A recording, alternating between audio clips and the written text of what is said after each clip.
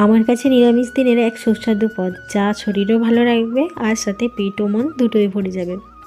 তো বানানোর জন্য নিয়েছিলাম 1 কাপ পরিমাণে চাল, তার সাথে হাফ কাপ পরিমাণে মুগের ডাল। তারপর চাল ডাল ভালো করে ধুয়ে নিয়ে ওই পাত্রেই 1 পাত্র জল নিয়ে নিয়েছিলাম। আর এইদিকে সবজি নিয়েছিলাম ফুলকপি, আলু, শিম, বিনস আর কাঁচা পাকা লঙ্কা। তো প্রেসারের মধ্যে চাল জল সমস্ত কিছু দিয়ে তার মধ্যে সবজিগুলো দিয়ে পরিমাণ মতো লবণ, সরিষার তেল দিয়ে ঢাকা দিয়ে দিয়েছিলাম প্রেসারের মুখটা।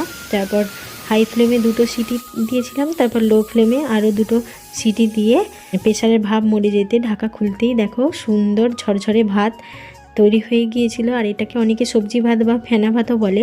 তারপর লেবু লবণ নিয়েছিলাম, উপর থেকে 1 চামচ ঘি ছড়িয়ে লেবু চিপে লঙ্কা ডলে ভাতটা খেয়েছিলাম। সত্যি আমার অসাধারণ লেগেছিল।